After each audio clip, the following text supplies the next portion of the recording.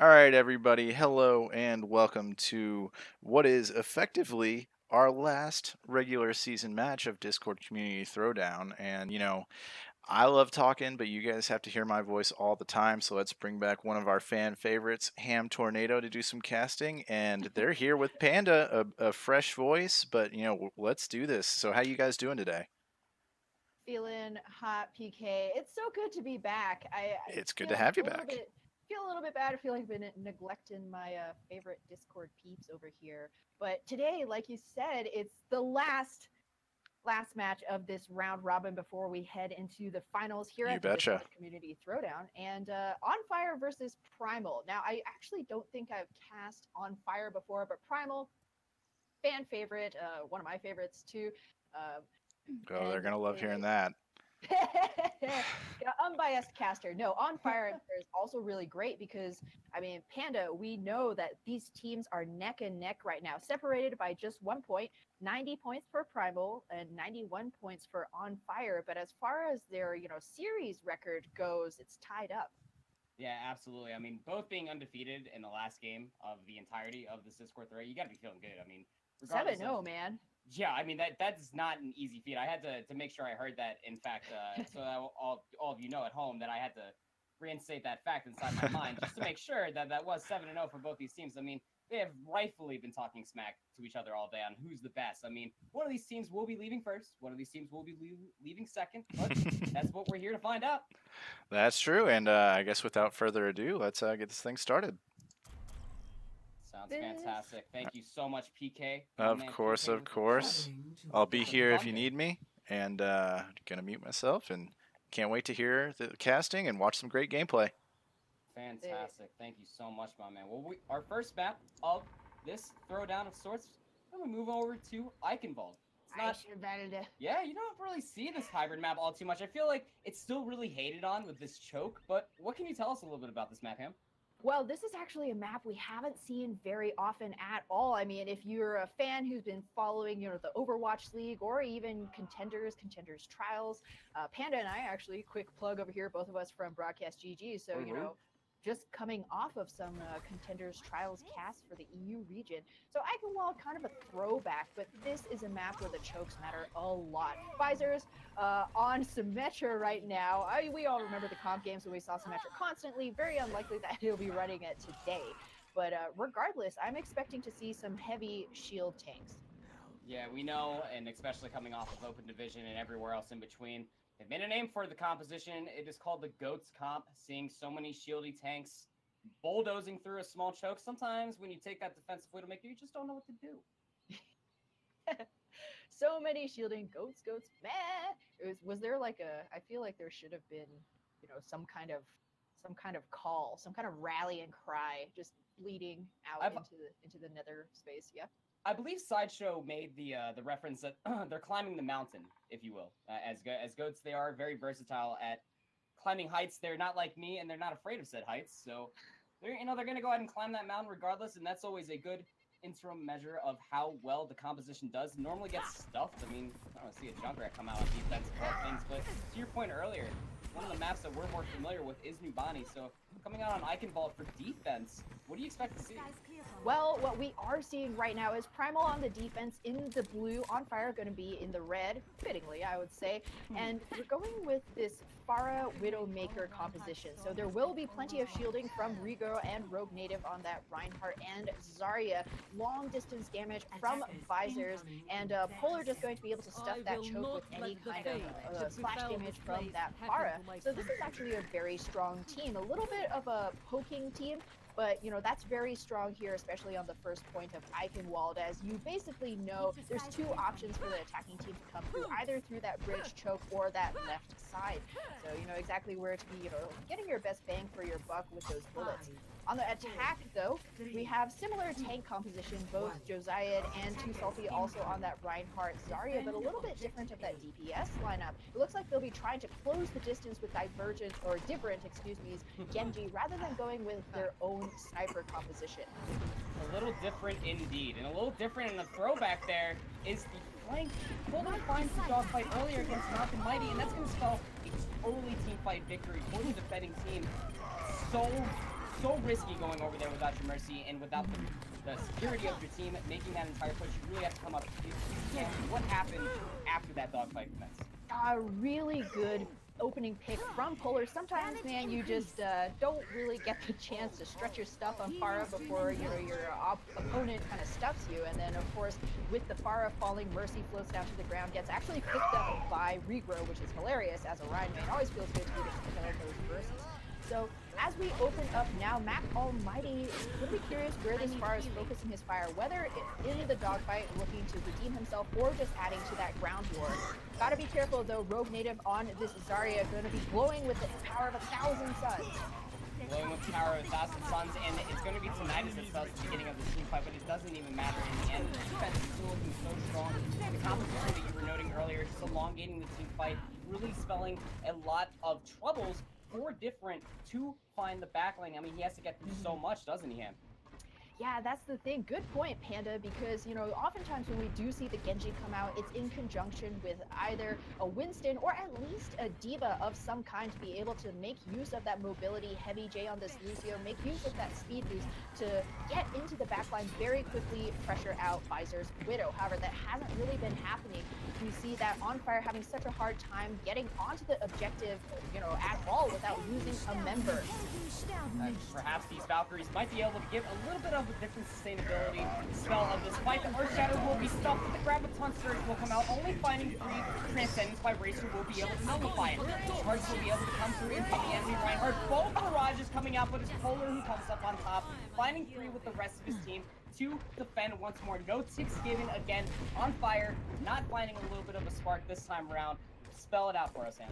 On Fire getting quite dampened, Panda, by the blue side. Their name's Primal, but they're feeling like, you know, a wet rag right now. You saw that Heavy J popped a Valkyrie. Very important ultimate, not just to tempo fights, but also as a siege ultimate, using that damage boost to try and force out the defenders from their favorable positioning. But Polar able to clean things up with a beautiful barrage. Different. This Genji is going to be the difference maker for his team in this next fight. He has the blade, and he knows that Racer no longer has that transcendence. So a lot of pressure on the shoulders of this one player. But if you can get a good blade, that might well be a point A take for On Fire. No backline. He's gonna pull it out already. He's already starting to get under pressure as well. And here comes the dive from Desire to flat back him up. But it's Polar who finds the rocket inside his face, and the splash damage will claim the Genji's life. And in the end, the dive was too late. The defense looking too strong. We're already down to 40 seconds. We're drilling down. We need to get back to the spawn room for one more contest. Visor's looking real good on this Widowmaker. Oh, Visor has been killing it here, and he will not have to attack Visor, but almost something even better, the Infrasight ready, that Widowmaker ultimate. So not only is he going to be able to find out any of the attacking members, but Polar as well, who's really been unpressured this entire game, will know exactly where to lay in those rockets. And Polar, having used his barrage in the last fight, going to be very close to it once again. Mac Almighty, though, interestingly, actually going to be on the Junkrat, a hero that we often feel is hard countered by the Pharah. But hey, you know, might as well. There's nothing to lose. This is the last push in for On Fire. 3 seconds left. They got to get on the point. So here comes decide to dive in there, but it's going to be a defensive Valkyrie sustaining team. Visor's just going to go ahead and clean for the main tank, so this is going to be fairly difficult for the defense to sustain themselves in the fight. They're still pushing forward. The Earth Shatter comes through, but the Transcendence nullifies it all for both teams, in fact. Regrow still heavy and swinging and cleaving away. Both teams just kind of just standing there, but it's going to swing heavily in the favor for the Primal, and they're going to clean up very easy as the overtime win doesn't even exist in any time fact, and they will go for the full hold. In fact, on Eichenwald, this is very, very scary as one tick is the winning benefactor to take this map for Primal. What do you expect to see to come out of the defense, Ham? Oh, it's going to have to be quite the defense, Panda. On Fire looking really lost, a little bit out of sorts, which is unusual for this team. They've been together since, you know, December last year, so that's quite some time in esports, in the esports realm. But unfortunately, they're not really able to find kind of the winning combination in terms of team comp in order to pressure out Primal. We saw there that unfortunately Josiah went down quite early in many of those fights, and when you're attacking here on Eichenwald, you cannot afford to lose your main tank like that. As we saw, you know, Heavy J on the Widowmaker, a good swap, but really didn't have any kind of defense to speak of. Now, however, on the defending side, it looks like it's going to be a very unusual team composition coming out for the defense. Okay, single tank, maybe. but single Zarya, not really feeling it. Beta on that Mei. You know, this is definitely something that could work. Oh no, they're all They got you falling off. good. Man, they debated me normally hard. You think that comes out of the attacking team, right? But they don't have a way of doing that as good as Eichenwald does. And maybe that's the only reason why we don't see much of it happen, because teams are just, they can't trust themselves to pick a serious team composition. They're too busy just throwing themselves off the edge. Dude, I was feeling so confident. I was like, I'm going to talk about the defense. Of course they'd be rolling out on the tour. Why would they kill themselves? Nah, okay. You got one on me, on Fire.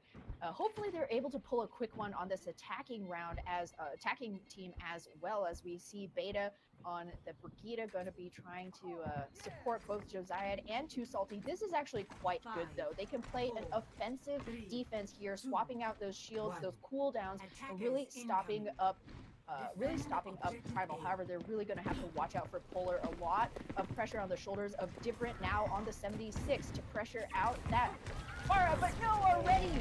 Well, you gotta watch out for those rockets. You gotta watch out for the rest of the damage. And you can't be pushed too far forward. Visors understands that. Swapping a sniper rifle out for a grenade launcher of all things, believe it or not. But this is Primal pushing their way to the point, and they already have the management, and it is a 6v3 scenario on the point. Nobody on the point to stop this thing from happening, and like it's nothing, they will take Eichenwald together. Primal with a dominant showing here on the first map of this series, and that's not boding too well for On Fire. Once again, folks, neither of these teams have lost a single series this entire tournament, so it's going to be a pretty salty one if this is going to be the first one to drop the last game before playoffs. But Polar, what a play of the game, man. Justice reigns from slightly higher above today. Yeah, I would definitely say so. And to your point as well, That's how we and do even it. to mine earlier about the smack talk that we were, that these two teams were putting between themselves. One thing that I would definitely like to point out, if we are continuing on with this point system in between the matches, that Primal actually just took a little bit of a step forward. I would like to do some quick maths one time with that victory, and yeah, I would think that they're feeling a little comfortable now, Ham, walking into the second map. So almost on fire. They have to rid themselves of the fire extinguisher moving forward into the series. Yeah, I'm feeling a little toasty though. Toes getting a little bit scorched, perhaps. Yeah, the thing is, Panda, that we can't understate how important the mental game is here. Between these two teams, both of them not only neck and neck in series wins, but also quite close in both experience as a team and in SR as well. Even their team compositions, both preferring strongly to play on control point and on with dive compositions as well. It really couldn't get any closer. So if you can kind of, get that early advantage over your opponents, that's really going to bolster you coming into the next map, which I do believe is going to be Control. Yeah, Control is one. Just Control altogether is a map that I'm normally used to seeing first. I mean, it's one of the better maps to see how two teams are going to defer away from each other, but the moment you add an objective in there, such as an assault base like Eichenwald, that hybrid map can be ever so difficult to deal with on the first map coming into a series of all things. So walking into Control, if the map plays out correctly, and we saw On Fire swap a little late in Eichenwald to full dive, but it almost looked a little bit more, it had a stronger synergy than their dive ball with Different on the Genji. I'd like to see it again, but in full dive format. Right? Yeah, I would like to also see On Fire kind of just wholeheartedly commit to their preferred hero comps, right? It's the end of the season. You don't really have too much to lose. Go for your comfort picks, man. It's worked out well for you before. Different has a great Genji. And Josiah as well, a really good Winston. So as long as you can kind of sync up those dives, as you said, Panda, Control kind of, a more brawly point, less objective focused. If you capture the point, you can basically forget it, focus on getting those kills, winning those team fights, and that may be where On Fire can scrape out a win here. That's absolutely right. One thing to always consider, Nepal is a little different than most Control maps. All 3 points, in fact, have a little bit of a different playstyle than most Control maps, as they are all circumference around some sort of angelic building, if you will. And going forward off of that with the comfort picks, I mean, we were saw in Primal, they were all over. I mean, Rebro, it takes a big main tank cojones amount to actually list that you are a Reinhardt main, especially in this current meta. I mean, you have to be scared of a Brigitte, you have to be scared of so much splash damage facing your way, but a good Reinhardt creates good plays, and it really sets the foundation for a team, and it really enables the rest of all these players for Primal in particular to really pick to their comforts. Yeah, you bring up a good point, Panda. These foundational tank players, right? Kind of that you build up teams, but you build up the DPS based off of the space created by your tanks. And so we saw that that was a little bit of a weakness from On Fire in that last Eichenwald map. Josiah going down quite early on many times, unfortunately. So hopefully we can see a little bit stronger of tank play coming in from On Fire, because that would certainly give so much more space to Different to kind of, you know, find those opportunities without having to worry about his life.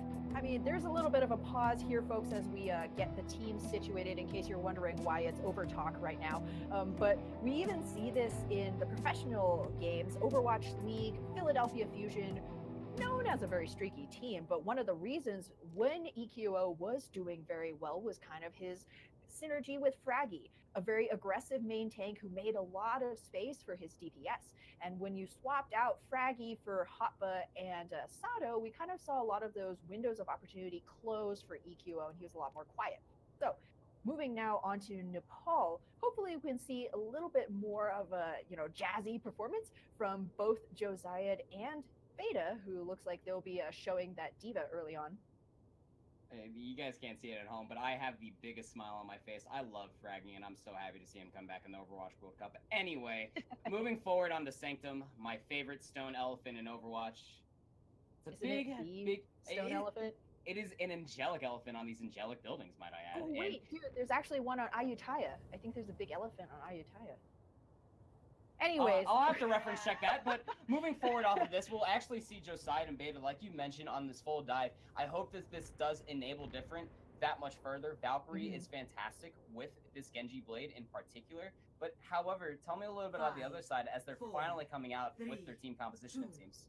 Visors Round one, on this capture Farah. the Mac objective. Almighty, though, this is a chance for him to redeem himself. We know this guy has a pretty toasty Farah as well. Polar, though, on the Hanzo. So this is a pretty interesting pick. We definitely don't see as much on the Overwatch League or in Trials due to the patch, but he's extremely strong with that Storm Arrow, especially against supports that he can get in that backline. Right now, though, he's making usage of that Reinhardt shielding as Regrow pushes on to the point of Visors finds Different. That's a good entry frag if I've ever found one right there, and it's just going to be easy to clean up from there on out. But the tanks from On Fire are just holding down the point strong, so Beta will claim one Zenyatta slice, but it's okay because we have a Resurrection FA, and that's going to be your first capture point, getting quick on over from On Fire's 5% on to Primal. Now, what can we say is a little different about these team competitions, Sam?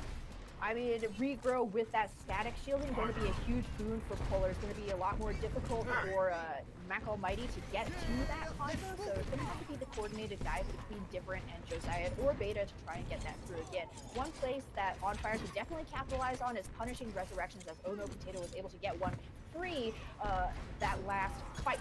So I'd like to see a little bit more pressure on that backline as you see the flank come through. Oh! Fantastic pick on Razor on the get-go. It's going to be a DPS to follow as well. This is a 6v4. Now down to a 6v3. 2 healers down. Easy cleanup for Mac Almighty. Look at these rockets cleaning up. Mad splash damage and Different there for the clean and the swift strike. Follow up. Easy flip for On Fire. Now moving towards 10%. Love this, Panda. I mean, almost as you predicted, On Fire doing much better here on the control map, where there's a little bit more opportunity for individual carry play. However, Regrow has this Earth Shatter at the ready, and his entire team is behind him. He's just looking for the perfect chance here. Polar with that Dragon Strike to follow through. Here comes the Dragon Strike, or the Dragon Blade. Gonna get unsheathed. Both Baron Barrage coming out in sequence again. Such harmony, but it was already swayed heavily in the favor for the team that already had the point. Both DPS ults. Valkyrie, give it to us, please. Give it to us hard. Bullets to the face. I mean, the good news for Primal is that that was a very clean team wipe. So they didn't invest in any ultimates. So besides Visor's Barrage, Regrow still has that Earth Shatter, Graviton Surge. I mean, the blue side is actually stacked in terms of ultimates. Josiah is going to have to be very careful here. He has the Primal Rage, the only ultimate to speak of on the side of On Fire. It's just a question of Primal trying to find a good opening here. But Primal Rage out, Josiah's going aggressive. And it's going to accentuate this dive coming through from Josiah's Vincent. But a Graviton Surge is going to be able to claim too.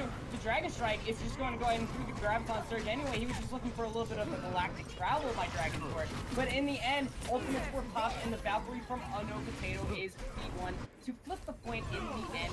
Different has something different to say about it, in fact, as he still finds both supports. A headshot to No Potato amidst the Valkyrie. That's not exactly an easy one to do. The sound barrier now from Heavy J to accentuate the dive that much further. Different has the Dragon Boys. Will we end up seeing it because the point is still in the favor of now the Earth Shatter plus Visor's Fire Barrage will heavily flip it in point, and Regrow understands just that, unrooting his trenches and smashing the Genji into the wall. Oh man, that's a Genji Cream right there. Interesting redecorating from the Reinhardt, but it's not going to be quite enough. There's only a single Zenyatta and a Zarya standing between Primal and a loss here. It is 99%. This overtime has been ticking for so long. This Dragon Blade is going to make a huge difference though, as Different pulls it out immediately, finds his counterpart. The other Shimada going down. Rogue Native is out of the fight as well. But the Desperation Charge from Rigo is only going to net him a free trip back to respawn, and it is all but inevitable that On Fire clean up this fight. And there we have it, folks. That's a 1-0. Just when you thought the ultimates were popped in proper sequence, you almost thought that Polar was about to be on his point there with the Dragon Strike, but found absolutely nothing with it. Maybe wanting to hold it inside his pocket, maybe a minor bit of a desynchronization in between Rogue Native and Polar for what was inside the Graviton Surge, plus the follow-up, because, I mean, they had Visors on Farah just whittling down all the squishy targets in there anyway, and Josiah almost had a second Primal Rage for that overtime stall. The unfortunate side of the matter was that you saw a desynchronization of the ult economy coming out of Primal versus On Fire. It looked on point. Yeah, On Fire, living up to their namesake over here. Different really coming in clutch for his team there the last couple of dash resets. So he's going to be sticking onto this Genji, and for good reason. Primal, they're going to have to look for a faster time to kill. We saw that they had many bodies on the point. They just weren't quite able to get the disparate parts of On Fire off long enough for them to recap. So now, again, we see a little bit of a difference here. There's going to be a Genji, Farah on one side, and Visor's on the Vegeta once this time around for Primal. You know, 1, 2, 3, and I really like seeing Visors on together. They understand that Different has to be creating a difference in this team fight, and they find him early. Regrow with the Tickle Cannon, turning it into a minor bit of an electrocution, and you can see Josiah just jumping off the end there, and that is easy point flip capture for Fine. One man's tickle is another man's electrocution. I like it. You know, words of wisdom from Pokemon Panda over here. But indeed, that's going to net Primal that first point cap. And this is kind of the way the story went the last round, but On Fire was able to rebound extremely quickly. This time around, though, Different and Mac Almighty both quite far away from their ultimate, so they'll have to just win this the old-fashioned way. Get a dive onto Too Salty or Heavy J, or excuse me, onto Racer, trying to eliminate some of that healing right off the bat. Different was already back there. Off there, I think Superman looking for the flank from seeking Josiah to get in there and almost dying. Salty is just hanging out with the Valkyrie now for sustainability for the attacking team. We'll be here, but it won't be going nuts into it. As Rogue Native gets a follow-up damage, you almost think that this will yes sometimes. In fact, we'll have a self-destruct. Won't need any more ultimates in that team as they stuff the attack one more time.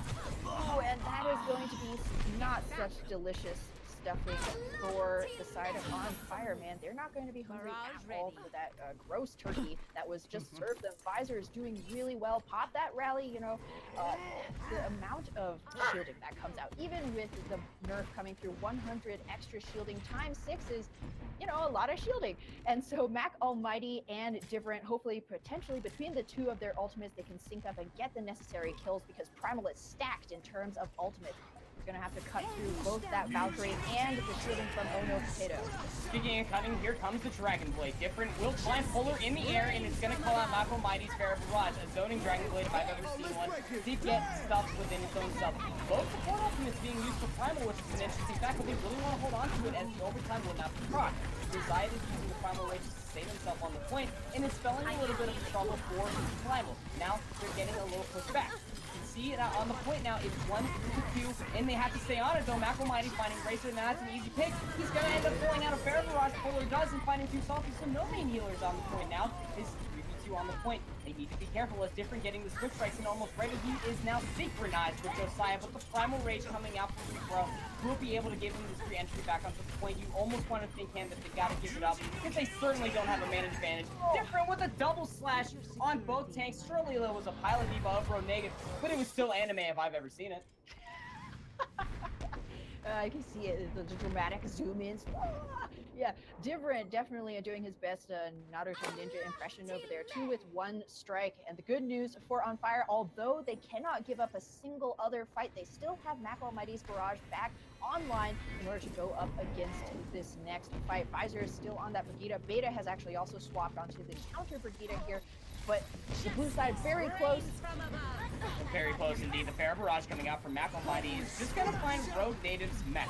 So Ono Potato using that Lucio ultimate to sustain the Baby Diva.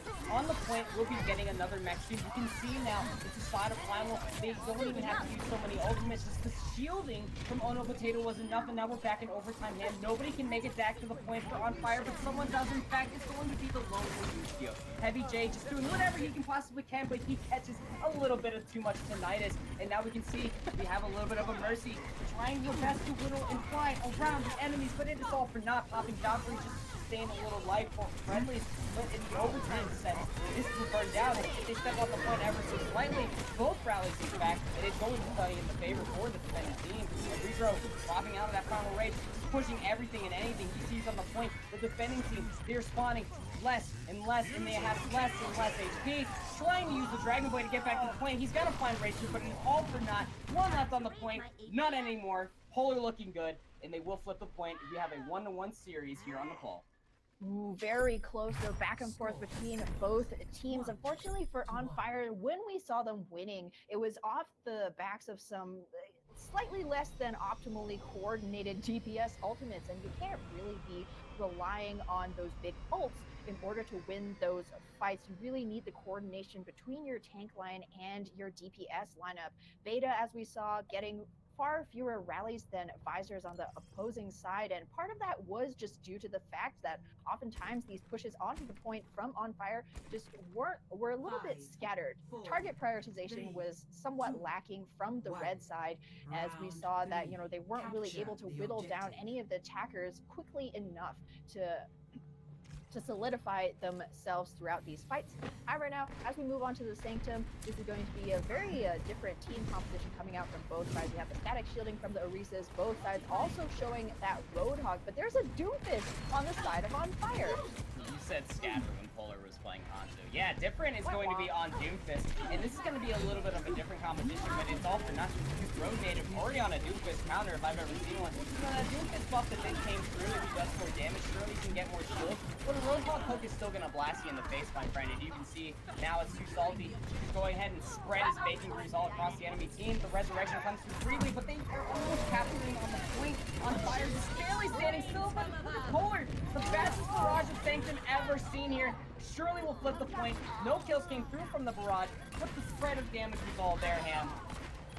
The barrage came through, and although it didn't pick up any kills, it entirely consumed all of Mako Mighty's attention as we saw him actually shelling in rocket after rocket, hitting Polar square in the face, but the Racer was there for his Pharah's backup, whereas a Heavy J was unsure, not quite sure where that Mercy was to be found.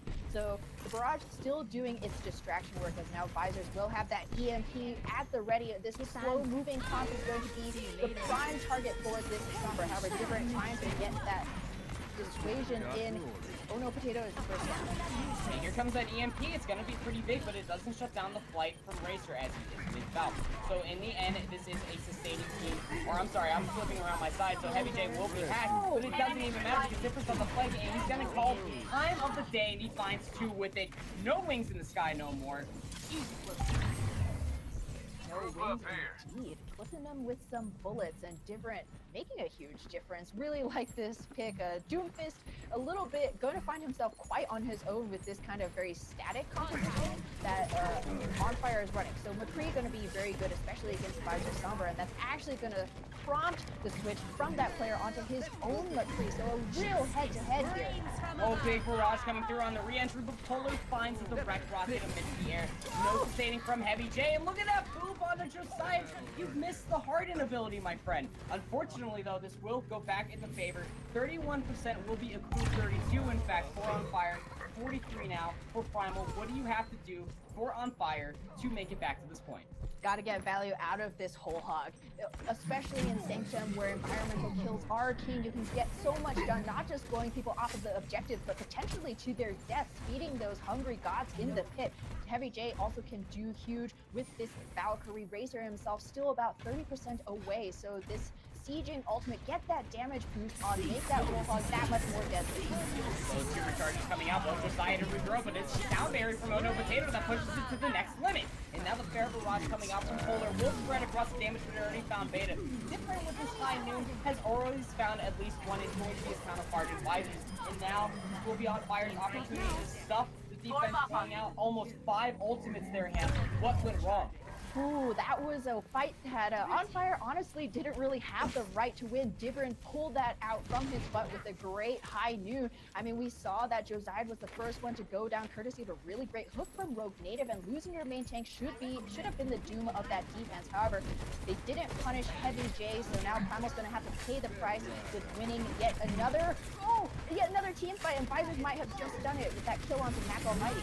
And for that, it's high tide. And you saw that fair round shot, but they can't punish the Mercy Resurrection, so Mac Almighty's back in the fight, and he finds 2 with that fair barrage. That's very impending doom, if I've ever seen it. For the attacking team, Visors, Deadeye actually just got stuffed, as well as Racer's Valkyrie. What do you have to do now, as the control meter has contributed to about 75%?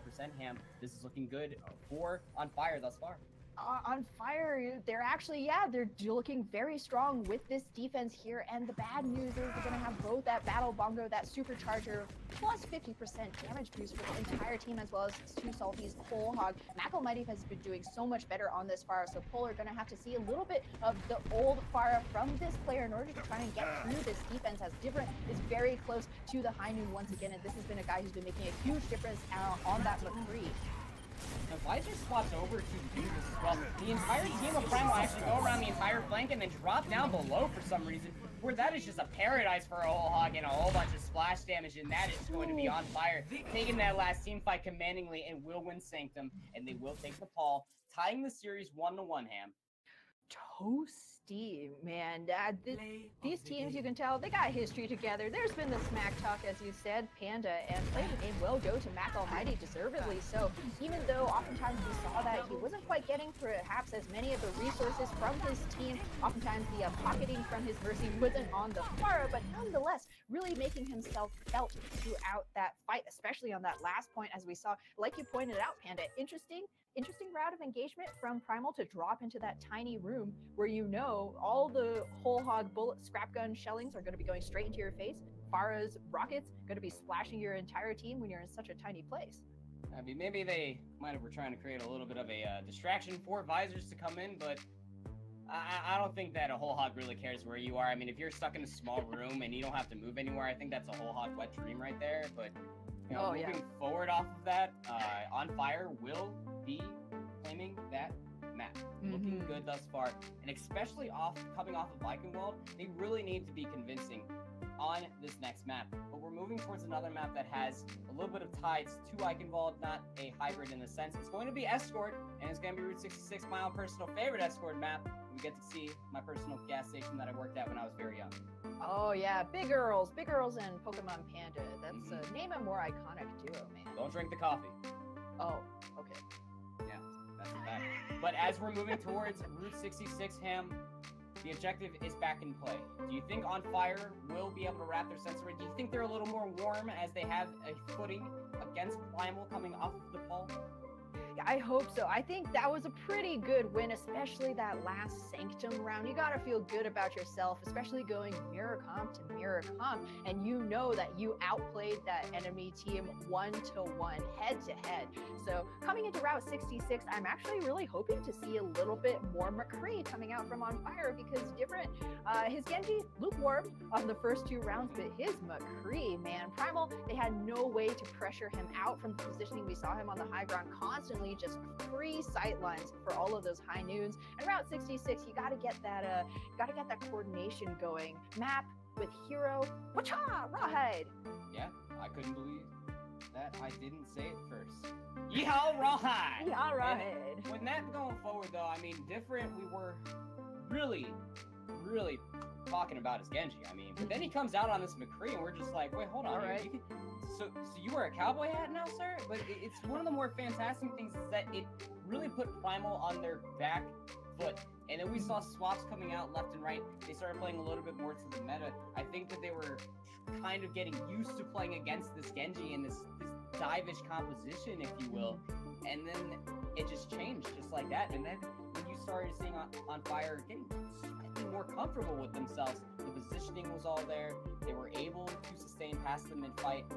Yeah. I personally hope we get to see more of that on Route 66. This team looked a lot more warm, if you will, on the pole. Absolutely. You got to play to your team name, man. On Fire, I'm surprised that they don't have the Dallas Fuel, player icons as well. You just got to get the synergy going.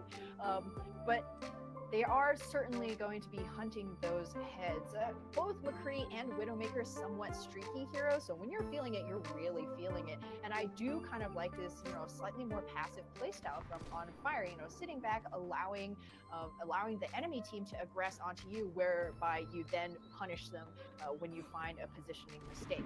However, with all of that said, despite On Fire's great performance, they were still showing a little bit of the weakness. Josiah was still going down very early in those fights, even as Orisa. And so that's somewhere that Primal can absolutely punish On Fire if they recognize that one weakness. The target prioritization for healing has been a little bit interesting at times from On Fire, whether it's from Heavy J or Too Salty, I believe, who was playing the Mercy a little earlier. So hopefully we'll be seeing a little bit more targeted pocketing. When your Pharah's barraging, gotta pocket her. When your Orisa's trying to push and take space, gotta pocket her. That's absolutely right. I mean, if you're not working as a team, I mean, we all know what Overwatch was all about. Come on, I don't need to go into lore here, guys. I mean, it's a team-based game, yada, yada, yada. Moving forward off of Route 66, and yes, needing to stick together. Though, the one question I have for you, Ham, there's a lot of opportune high ground here. Do you think we'll see more death ball from attack or more dive?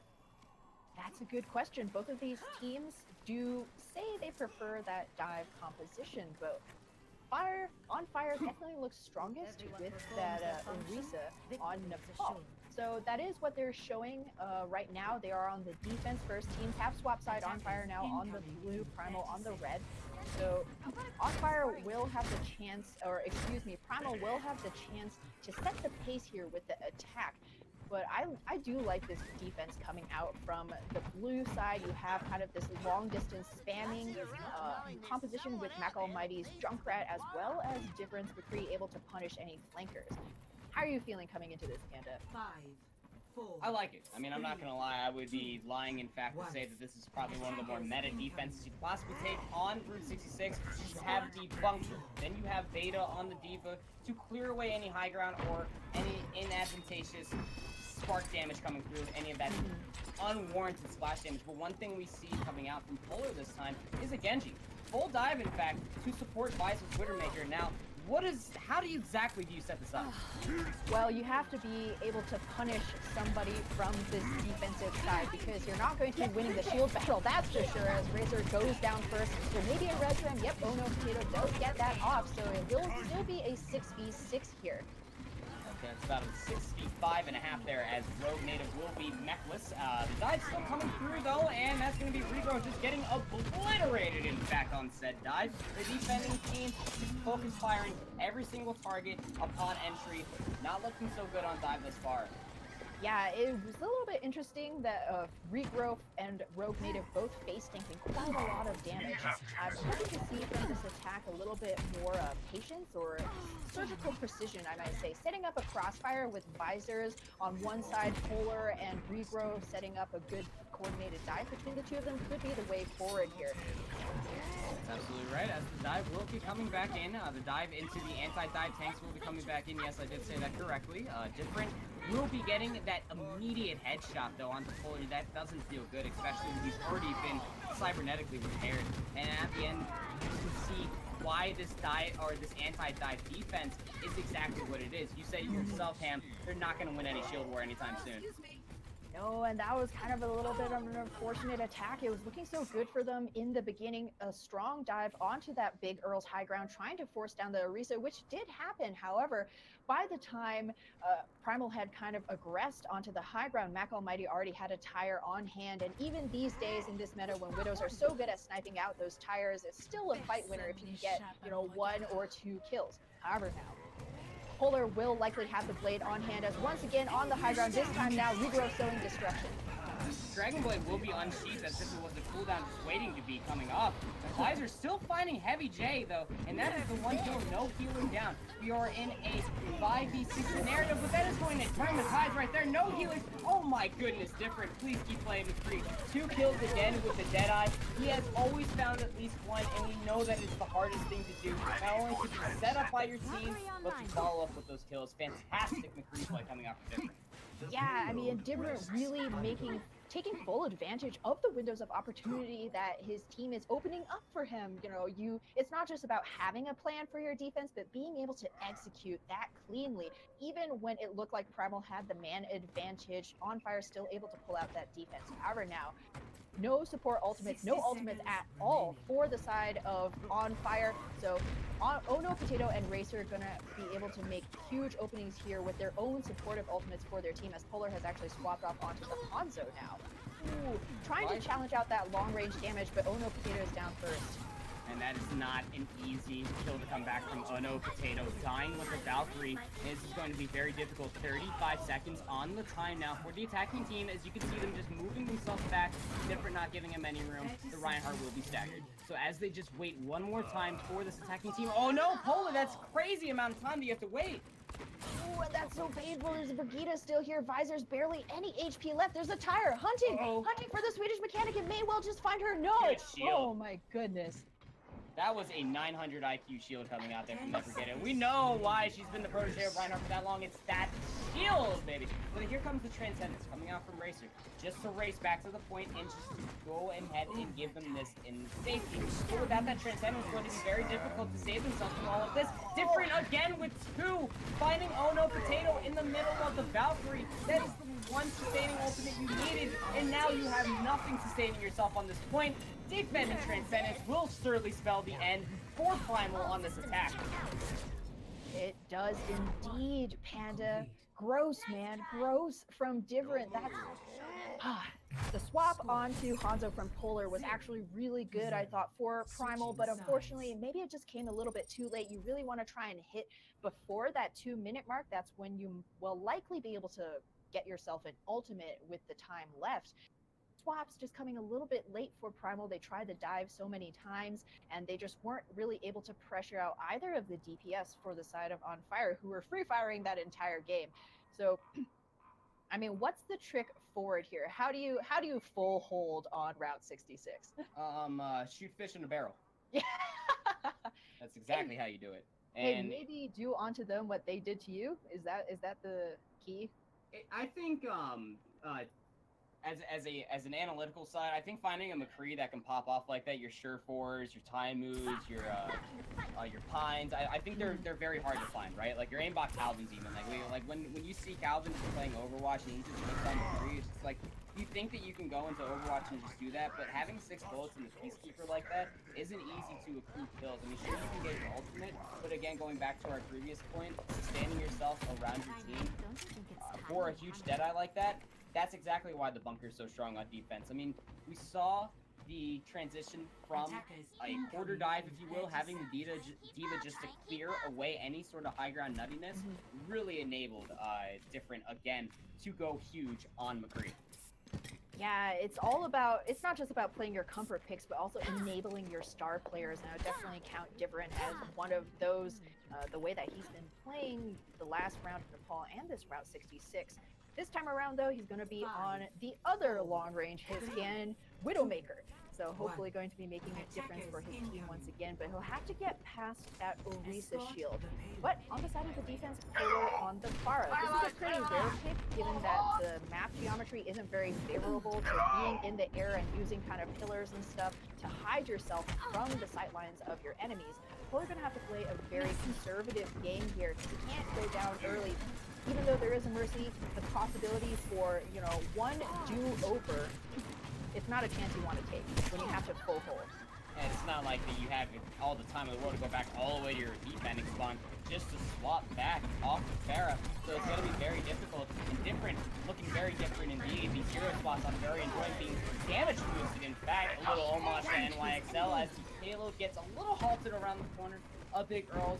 A little bit of an eye hook conversation between the regrow and just slide right hard over some combination of fighting. And now we are finally, the brawl has immense. Polar though, coming up huge. You can see Different isn't necessarily landing his shots. Do you think that maybe swapping the back from the 3 might be able to get Polar out of the air easier?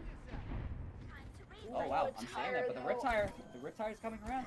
Yeah, be careful. Right around the billboard, and there it is. He's gonna find a regrow and Big Girls. You didn't drink enough coffee today, Orisa. If you drink coffee, I don't really know. I mean, I know you're not there, but anyway, going forward. Have a max. The situation is dire now for the defending team. Can they even situate themselves around a 5v6 scenario versus attacking team? They have to be worried, but that kill on the Different Polar is going to be huge. Racer does not have the resurrection for his Widowmaker, but they do in fact have this Valkyrie. Racer trying to sustain Aerosmith's team, but Visor still finds him outside of the Deadeye ultimate, so this is not looking good for the attacking team thus far. Visor now is the one popping off on Q3. Different, a little cold on Widowmaker. Yeah, Different. That was actually an incredibly ballsy positioning from the Widowmaker that entire first, like, 2.5 pushes, as he was in the backline on that wooden bridge, utterly by himself, but sniping into the backs of the heads of the defense. However, not quite able to find those shots to push through the man advantage, and now Polar will have that barrage as well as the sound barrier from Oh No Potato. This is going to be crucial as Josiah will have that Earth Shatter. You need some kind of supportive ultimate to try and keep your team alive as the payload is incredibly close to that golden box of victory. It's getting so close. You gotta get on the point there. Speaking of getting on the point, you might as well just walk away. Polar with 2, finding both Pro and Protege, but oh man, Almighty, that is surely a good way to keep the attacking team alive. But it might not even matter because it's still a 3v2 scenario with the Junkrat dead.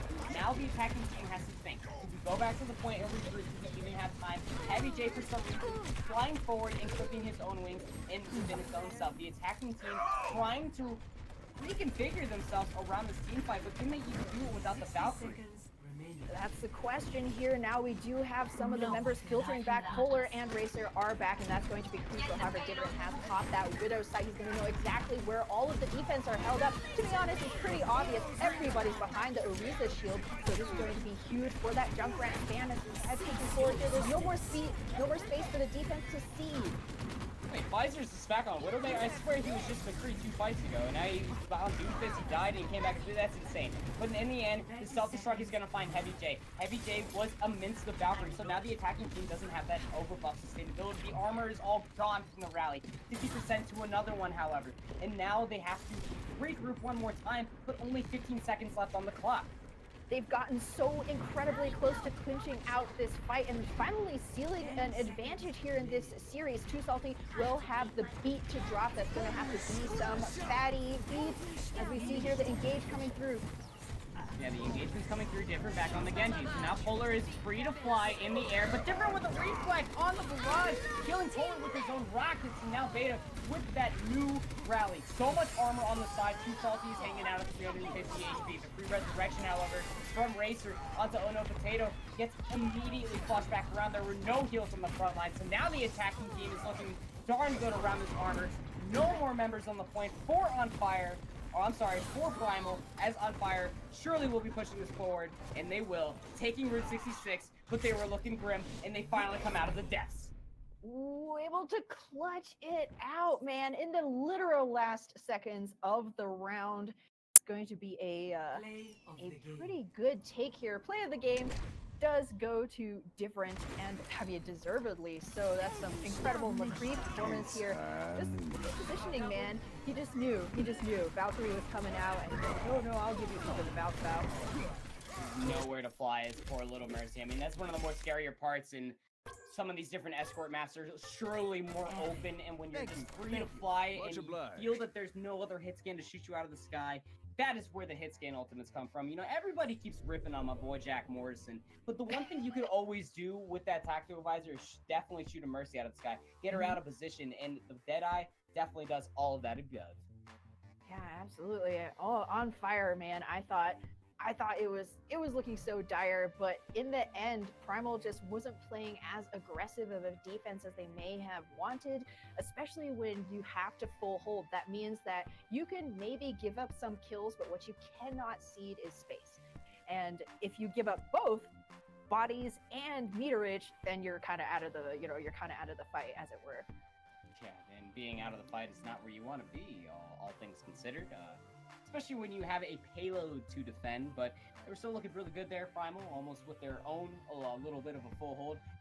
Shoes on the other feet, though, from Eichenwald On Fire, putting them onto Primal for the full hold they gave them on Eichenwald, but finally coming up with the win themselves, moving up in the series 2-1, as we're moving towards Assault. My own personal favorite out of all of them will be Volskaya. Well, I mean, what do you think, Panda? We saw that Primal did really well on Eichenwald, a little bit of a mini Assault, as you pointed out, that hybrid map.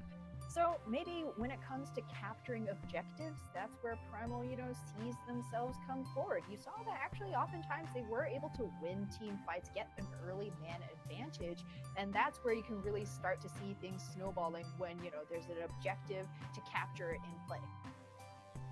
Here's one of the scarier parts about Eichenwald, or I'm sorry, not Eichenwald, about Volskaya, all things considered, is that yes, you do have to play on the point, but one of the most prevalent DPSs for attack is actually Widowmaker for point B.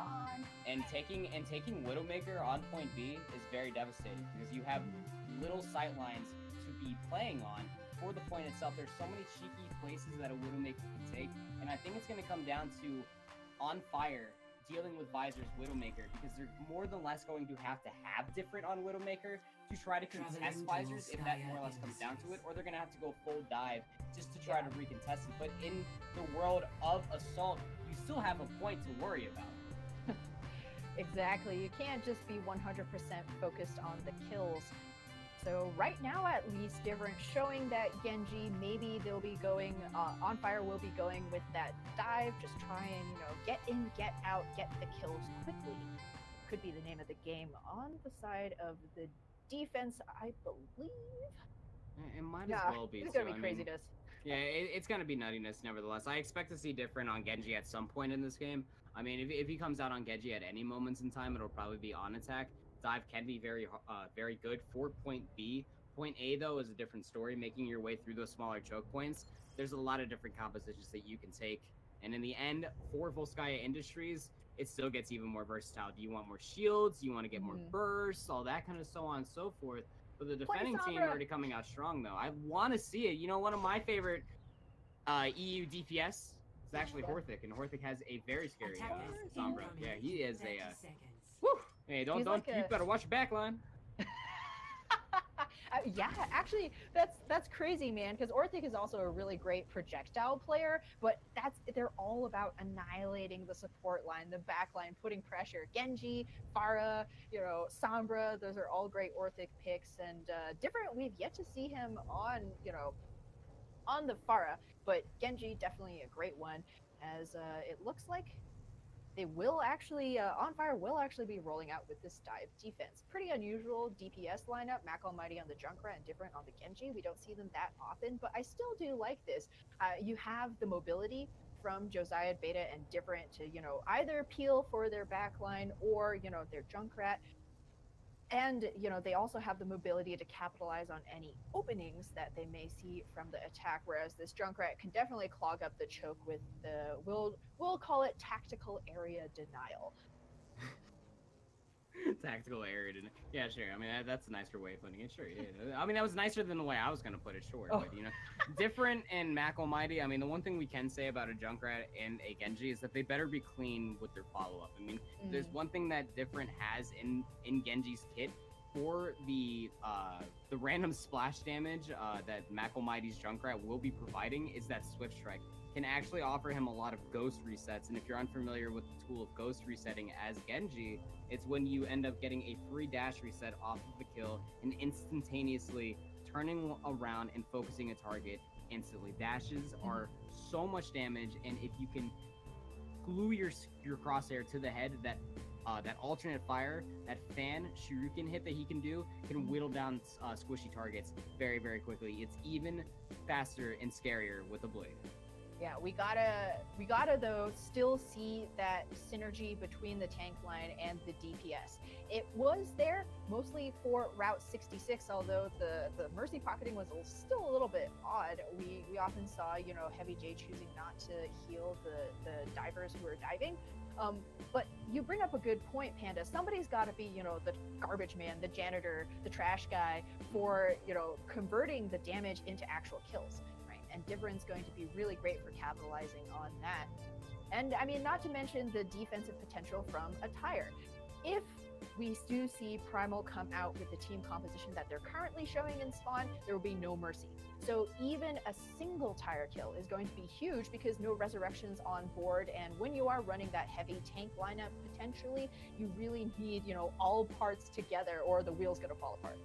That's absolutely true as well, and when the more tanks you bring to the team fight as well versus a Genji, if he plays it out correctly and he doesn't always try to go for the backline first, he can actually pick a tank and just farm him down. I mean, there are certain tanks that a Genji will win a 1v1 statistically. I mean, you may, contrary to popular belief, a Genji should statistically come up on top of a Roadhog, but the following off of that, you could always just end up poking around against a D.Va as well, as you understand that it's very hard for her to keep up with your swift movements, and just farm out that blade. Let her get the healing that's need be, bait it out, and then just pull out your Dragon Blade for the backline. And like you had mentioned as well, coming out on this attacking team, they won't have a mercy to erase their mistakes as they're entering this small choke area. Yeah, picks are going to be really crippling for Primal. And Mac Almighty, speaking of beefy tank bodies, there'll be an ultimate battery for Mac Almighty's Junkrat. It's a little less common on Volskaya, but I mean, hearkening to say Horizon Lunar Colony, how often have we seen in like Owl Stage 3 or whatever, the Junkrat working up to a tire within the first fight off of that quad tank, trying to push onto the point. So there's a lot of ways that On Fire can run this defense. For the side of Primal, though, it's a little bit hard to theory craft, especially when there's like Doomfist, Sombra, Brigida, currently being shown in Spawn. I believe in it. Yeah. I believe in you and me. I do. I mean, like, honestly, Doomfist with all of his shieldings now, I mean, you might as well just put him over in the tank category, right? I mean, that fix and that change is so intense that a lot of people forget. But I mean, imagine how much disruption a Doomfist brings to the table.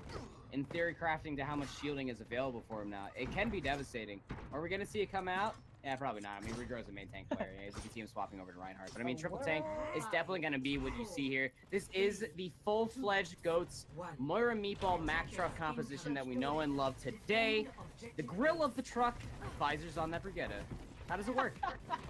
I love that, man. I mean, Visors may well be coming out with an aggressive Brigida here. Beta by himself over here now. Different does drop down to a little bit of distraction. But I mean, as you said, Panda, heavy bodies on the point right away. Heavy bodies on the point, and you can see Josiah's using his jump ability to get the heck out of Dodge. It's just the cleanup from Rogue Native. We had mentioned that, and it's going to be the D.Va that does the most burst damage out of everybody else included until Bowler finds the charge. And now you can see Beta as the pilot D.Va just falling off the edge, surely finding kills is good. You can see different, just kind of playing a little tipsy-toesy on that top ground, but I think it's just watching the point just go towards the attacking team. You need to either decide to get out of dodge or reset because the attacking team has already got it. Whew. I mean, he did farm up to a blade. That's going to be a good insurance policy for On Fire as we move very quickly onto point B. I mean, it happened so quickly that actually none of the tanks really will have their ultimates to try and snowball this. So that's the good news for On Fire. However, they can't let themselves get caught off guard once again as Mac Almighty is still on that jump right. He's the first one down in the last fight. And here comes the Dragon Blade that different was able to accrue in the last fight, but it's not finding anything whatsoever. It actually doesn't only find one, a Bono Potato. This Bracer is still alive, the Coalescence in tow, and now the Vegeta Visors rally, sustaining this fight, and Too Salty just trying to give a little bit of a headway for his team to make it back. Oh, the resurrection does come onto Mac Almighty. That's crucial. He's gonna have a tire here for this last fight, but there's a Graviton Surge keeping everybody off the point. The Gorilla is still alive here, but not for long. The self-destruct comes through, and between Regro and Racer, to clean up the dregs of the defense. Wow, Panda, 6 minutes 15 seconds for Primal. If you blinked in both team fights, you probably would have missed it. In certain scenarios, if you opened them, you would have saw pretty particle effects. I mean, the Graviton Surge was definitely the one that spelled it in the end. I would definitely assume so. The Rip Tire was almost looking pretty darn good, but they were finding entry frags left and right. I mean, they started that entire fight without their Lucio. I mean, we know he's not the most burst healer of all things, but Racer was able to follow up on all of the healing that was missed with the Coalescence. Methodical play from the ult economy for that 6 minutes and 15-second tie bank on the side for Primal. Perfect ultimate cycling, really. I mean, you saw the response to that Dragon Blade. They just ignored that Genji and focused down the weakest members. They zoned in on Mac Almighty again. He was once again one of the first members of the defense to fall, which was really unfortunate because he had that tire and could have been huge against all of the tanks who are very slow on the point.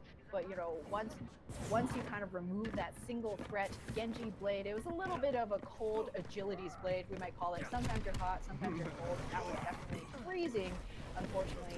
It works with the environment. It's Volskaya, it's a tundra, you know, there's snow and stuff, but the snowball was all in favor of Primal. It always feels so bad when you end up calling out your Dragon Blade and you're just like, I found nothing with it. It's one of the highest damaging. I don't know.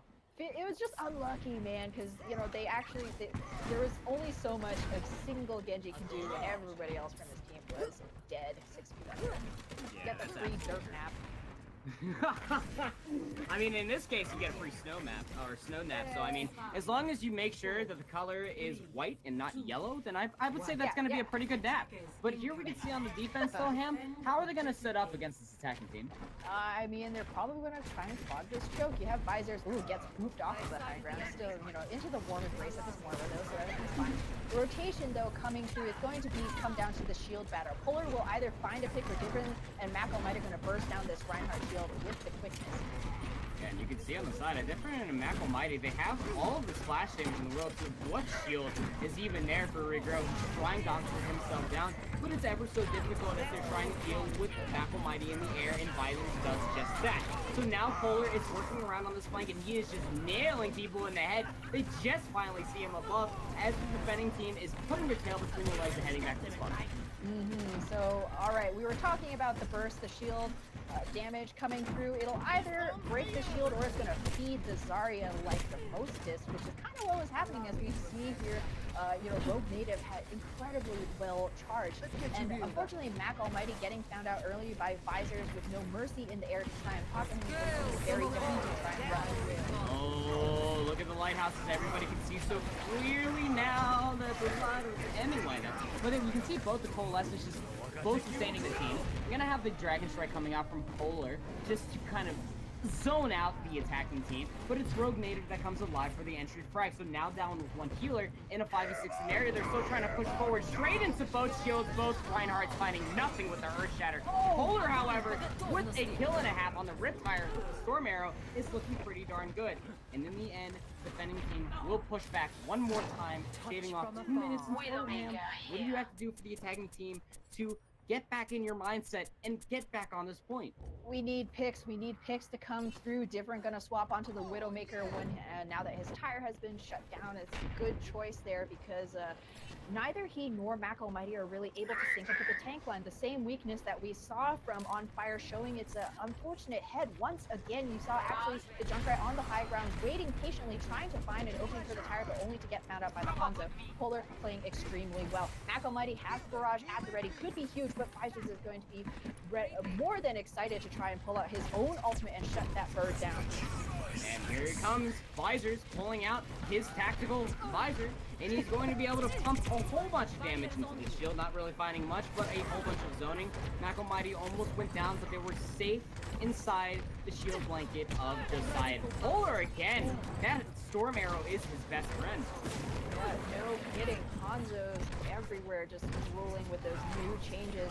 Too Salty has this Graviton Surge at the ready. Could be comboed really well with this Barrage, but once again, it's going to be a question of finding the opening. A big Graviton Surge coming on the midst of it, and they have nothing to shut it down, all things included. It's Mac Almighty's Fair Barrage inside the Dragon Surge as well. So even if they had a defensive ultimate, it still would have spelled so much defeat, but they still sustain themselves on the point. Nobody punished Open No Potato before getting Regirl back up, and he comes back up in tow with an Earth Shatter, knocking down many, and you can see now Racer racing back with the Coalescence, turning it into a final flash moment and killing off Josiah. The attacking team now down to 35 seconds, Ham, looking in dire straits. Oh my goodness, Primal are so hungry to try and tie this up, folks. This might well go to a map 5. As less than 30 seconds left, the one ultimate on the side of one On Fire is going to be Josiah's Earth Shatter. It is going to have to be a monster one because Visors has the much more secure, surefire where to gain kills with his own tac visor on hand. So different once again on this Genji, trying to make a difference. Beta only 60% after that rally. I think he hasn't gotten a rally this entire fight. You gotta stick together. Cannot lose people. That's a good opening. Oh no, Potato down.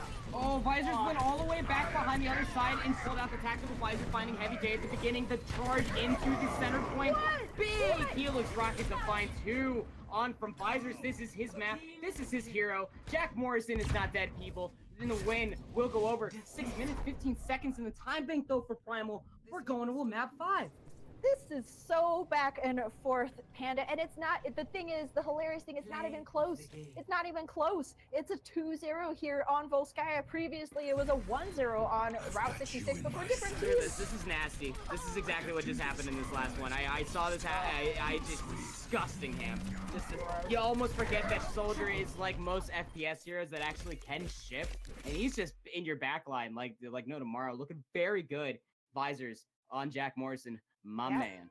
Love to see him on this hero a little bit more potentially in our 5th map because there was nothing that On Fire could do to try and counter him out. I mean, a little bit of stubbornness on the side of the attacking team to continue to run the Brigida, who's a very, very melee heavy hero. Literally, she has no value if she's not getting the flail damage in order to get the Inspire healing right, because you only want to be using those packs occasionally in very clutch moments. You're best supporting your team when you're doing damage, but unfortunately she doesn't have the range to challenge out a Soldier 76 on the high ground. And between the Reinhardt and the Zarya that On Fire were running, there wasn't any kind of verticality to speak of. Yeah, and that verticality is definitely want that, but the one thing about, again, going back to my previous point about any hit scan in general, is that you don't really have any sort of chance to fight the aerial superiority as anything with the wing, in fact, that gets shot out. There's not many shields in the air these days. Ham, I don't know about you, but I've yet to see one, in fact, and I believe I'll see pigs fly before I see a shield fly. So in that case, going forward, we are discussing what our map 5 is going to be, the stipulations for it all. But you said it yourself, this isn't exactly a stop in any side. I mean, we saw a full hold on Eichenwald, we saw a full hold on Volskaya, and then we saw as close to a full hold on Route 66 as you could possibly imagine. Most teams want to play safe and let that card come around to that safety position, but a full hold in its own standpoint because no team captured any points. These teams are really pushing each other to the brink. Yeah, that's so back and forth. And what's really hilarious is that it's not a 99-99 game. Any of these big, massive swings that we see. Eichenwald, dominant. Volskaya, dominant. And it's just it's just really interesting how these teams don't really seem to be playing to any single one composition. They're not like, okay, this is our like winning, this is our ticket to a win. There's a lot of flexibility between both sides, which is actually really great to see. But whether it works in the team's favor or not is kind of, you know, a different story altogether, as I do believe we're going to be going on to Oasis for our tiebreaker. Now, Panda, this is again a control map with very different rounds. So each, you know, control center, university, gardens, all kind of favor different heroes. And it's honestly going to be a toss-up, at least from me, as to, you know, what either side is going to be bringing out. I mean, depending on the map, like you said, I mean, all things considered, all three maps are technically fair maps in this meta, because you'll see Brigitte coming out from control center, so elongating the team fight for the splash damage is certainly one way to do it, and taking a Brigitte of your own. 1, 2, 3 compositions are very popular on Oasis, all things concerned, until you get to control center. And control center has that top bar and that jump pad with the cards going out on the other side that every monkey likes to smack you into. And that's where dive really comes in handy, because there's so much clearage that you need to set up for it. And I think that, funny enough, this will be on Fire's map. If they play to the map's strength and they enable different to come out on McCree and to come out on Genji as well, things will look very good. One thing to always consider as well in this patch in particular, I mean, you're never going to run into the case where a Deadeye has to go more than 200 meters. That is the buff. It used to be 70 if you didn't know, and now it's at 200. So if there's one member of the Overwatch community that can more than hang on control now, oh, it's definitely McCree. Hanged in, dude. Both of our teams have swapped side now, so Primal back on the blue, on Fire on the red. And it looks like Different's actually going to be trotting out yet another hero. Whatever we say about this guy, he has a very deep pool indeed. Deep, dark blue, as he'll be showing the Zarya to try and supplement Beta and Josiah. Too Salty actually going back onto the Zen pick. And so, interestingly, Mac Almighty on the Pharah is going to be flying naked, no mercy to be seen. And I do like this pick, theoretically speaking. Just being able to attack these static shields, especially an enemy team you believe might be running a Brigitte, is going to, from a different route of engagement, from the air, is always a good option to have. However, Mac Almighty's Fire performance has been a little bit hot and cold, and the team might be a little bit better served going with some damage mitigation, as Primal is with Rogue Native on this D.Va. Heavy J using Lucio to speed boost his team out, then swapping onto Mercy to help out Malcolm Mighty in the air here. And they're looking good against the 3-3 composition. They're going to need something to shoot through all these things. Big charge coming through from Regrow, but it's so shy its charge that comes up huge. Finding one tank amidst all the chaos. The 3-3 is starting to fall apart. Rogue Native, however, is going to be finding the main healer, but the quick Earth Shatter's finding 3 Josiah. How did you get that fast? You're a madman. Dude is going insane, definitely trying to make up for his somewhat lackluster performance on the very earliest maps of this series. However, he gets booped down into the hole. It's not a kill, but it might as well be. Takes him entirely out of the fight. However, you see On Fire still hanging. The resurrection comes through, so this is actually a huge swing in the favor of On Fire. It's now a full 6v6 back on the point, and despite the early progress made by Primal, they're going to lose visors.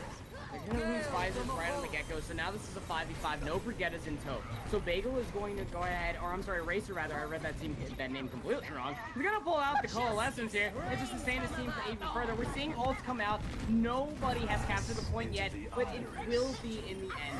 Primal will take it first, and they're going to sustain themselves even further. Heavy J behind the Transcendence is going to get the Resurrection off the Map Almighty, and here comes the Graviton Surge upon the re-entry, and getting stuck upon said re-entry, and the point flip immediately for On Fire. We've seen this before from On Fire. They may give up the objective first, but they rebound very quickly with the team kill and snatch it back from the jaws of Primal. Josiah gonna have an Earth Shatter in tow. That was extremely back and forth, but that barrage worked out quite well for McElmuddy. Actually gonna force visors onto his own Fire to try and get him in the air, but the advantage is in, oh, as I say that, though, Caster Curse is real. Beta goes down. Yeah, Beta going down too, and here comes that Earth Shatter. Only finding his side, so he's gonna go and take the charge. Self-destruct to come through, but the main tank is already dead. So now this is going to be Primal's chance to be pushing forward, but Rigo paid for it with his life as well. Mako Mighty is still undealt with in the air and just spreading so much damage. Racer tried pulling out a Coalescence and got shattered down to the ground. Polar now pulling out the Graviton Surge will find Josiah at the end of it. And now Mako Mighty's Fire Barrage will start to flip this team fight back into the favor for the defending team. To the point earlier, Ham, such a hard point to flip back if you've already lost it. How do you do it? Yeah, it's so incredibly difficult. I mean, one of the ways you can do is just dump ultimates, but unfortunately we saw Polar throwing out a Desperation Graviton Surge, something that could have been so team fight winning, caught literally nothing. And so that's going to be 0 on the side for Primal. They weren't even really able to capture that point during the entire kerfuffle that ensued, and now Visor's going to go down. Oh no, Potato as well, who's actually quite close to that sound barrier. So as you said, Panda, against this heavy shielding, against that Reinhardt and Brigida, it's going to be so hard to get back in. Primal have one more chance, but Josiah once again very close to that Earth Shatter. They're going to have to push past through it. The sound barrier from Ono Potato is going to have to be huge. The goal of these players just pushing towards their spawn like that as well. Just saying, yes, come on, man, bring it to us. Graviton Surge, and now the answering Fire Barrage from Visor is shooting into his own team that was getting dumpstered upon inside their Graviton Surge. So Visor will come out on top of it. Fantastic play thus far from the re-entry. Rogue Native is going to find a support and get cleaned up with the other. And now this is going to flip back into point, and this is exactly what you need for Primal. Only popping a handful of ults. How do you hold this from here on out? I mean, you have to use ults, or you could just have some good mechanical play. Beta kind of, unfortunately, put himself in danger there. He was, again, the first one to fall for the side of On Fire, and that kind of opened things up for Primal to get onto the point. And now they themselves going to find the ultimate economy swinging in their favor. This is the difficulty of running against these heavy tank comps. Once they have their ultimates, it's almost a lost fight every single time. Graviton Surge, Self-Destruct, Earth Shatter, all online, but excellently blocked by Josiah. All the biggest group hugs today by Polar, and that is going to be the one that he needed. No DPS follow-up besides Visor's direct rockets amidst it all. Good Graviton Surge coming out from Polar this time around. Nothing hesitated about it, and now this is going to be Primal sitting pretty, cycling their ultimates. And just as a quick question for you, is control as easy as just cycle ultimates forehead? I mean, part of it is, but part of it is also, I mean, it's not just what ultimates you have online yourself, but how you respond to getting ulted upon. There's going to be an early Valkyrie pop from Heavy J, trying to force his team onto the point. Both Valkyries coming out. In fact, Visor's trying to find anything at all inside the Fire Barrage, but he's going to find a rocket to the mouth, and Mako Mighty going to pull out his own barrage and finding Ono Potato. Nearing the Lucio ultimate as well. That's going to be difficult to come back from. Now Regrow sustaining so much pressure on his shield, is just trying to get out, but too salty, getting too clean with these orbs of destruction. Now we're back to 99%. The re-entry from Ono Potato just to stall doesn't get hit by the Earth Shatter, but Josiah does. And now you can see Regrow trying to go for the immediate charge and gets stalled out by Beta. Immediate stun lock and gets pushed into the back line. And now you can see the kill feed just bleeding in red. Nobody able to make it back to the point, and this will be University going over to the point of On Fire. Ooh, a little bit of a self-hampering from the side of Primal, choosing to continue to run the D.Va against a Brigida rather than perhaps running your own Brigida, or, you know, maybe a Roadhog who has a little bit more of that one-shot kill potential, because you really aren't going to be winning out the grind war against a Brigida when the rest of your matchup is mirrored except for that Zenyatta. Discord Orb, still very powerful, especially against those tanks. Now, as we move on to Gardens, though, now we see the teams slightly diverging in terms of what heroes they're playing. There will still be a Reinhardt, Zarya, that's a constant, as well as two Pharahs in the air, but no Mercy from the side of On Fire, so no Resurrections online, but they will have that Zenyatta Discord Orb and the potential for that Transcendence. As I say that, of course, I think I've been debated about 37 times this series so far. It will be Heavy J back on the Mercy to support Mac. It's alright. I mean, the speed boost is just so juicy, but it doesn't even matter because Visor's on the Genji this time around. It's gonna find the aerial denial onto Mako Mighty. Regrow with the immediate pin. It's been a story of these Reinhardts here, Ham. I mean, they're not really giving enough time to make eye contact with each other. There's no sentiment about it. They're just hitting each other into the wall. Exactly. No sexy time, no sexy eyes. between these two Rhines, as it really has been heavily one side or the other so far. First point cap going to be really good for Primal. It's so much easier to hold control when you're defending as a pharmacy rather than trying to push up onto it. However, Mac Almighty has been doing pretty good so far. Too salty with that Zenyatta. Once again, they're just going to have to find those Discord targets and focus them quickly, which has been an issue for On Fire so far as they now push onto the point. Right, Fuller just hanging out above, spreading damage into the Reinhardt shield, just making Beta go back to the Tinker himself. Almighty trying to get the high ground though, trying to punish Fuller for being a little bit lower, but not having any sustaining healing. He's getting too close to the enemy team, needs to be a little bit careful. Racer, 3 resurrections across the board for both merchants. No team has been punishing, and this is why we're stuck in this brawl scenario, is that there is a displace amongst all DPS and tanks. So you can see Visors being the one change amongst all heroes on the board. Easy cleanup for him, swift strikes all day. Yeah, Visor has been really on point in getting those finishing blows, helping his team get those kills to finish things off, whereas Mac Almighty often finds himself kind of floating by himself, perhaps the only damage coming through from his team. So we really want to see, once again, the target focus there for the side of On Fire. However, they will have some ultimates now to try and help bring them through, so they'll have to deal with this blaze first.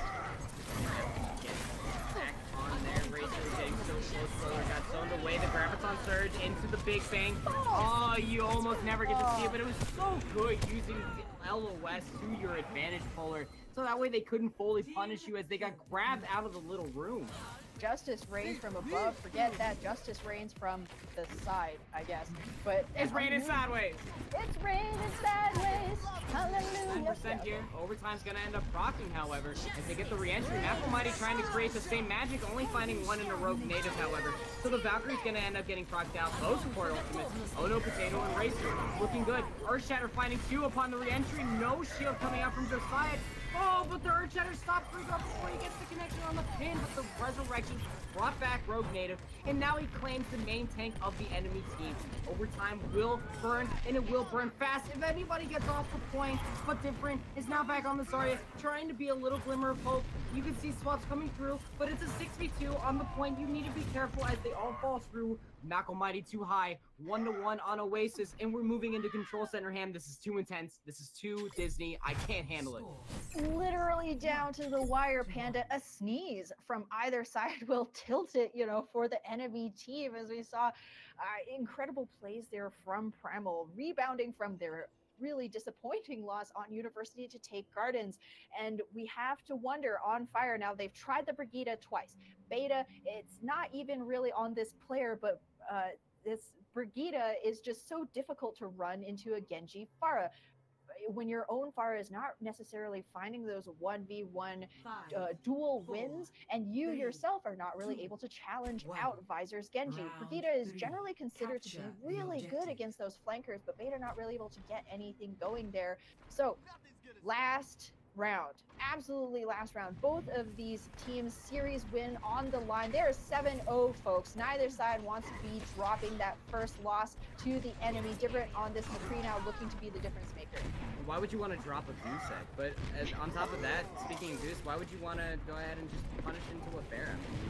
You know there's one thing that Rogue Nation is really good at right here, and that's going to be the fact that he takes damage from a Pharah and gets that much more damage, and it really sustains the rest of his team into the team fight. Just punishing the tank seems to be the way to go for some of these teams. Rico with a wicked charge off the plane, but it's going to be the point flip over here for the side of Team Primal. How they do that so cleanly?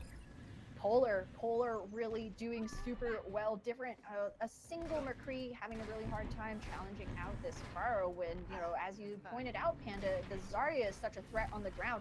I mean, between the ground war and the skies, it's really difficult for On Fire to find any kind of opening here. Beta gonna have to make that Brigitte pick feel worthwhile here. We got to see some, stuns coming through onto regrowth to give your own Reinhardt that kind of opening to get the charge on, because the DPS are having a really hard time on the side of On Fire.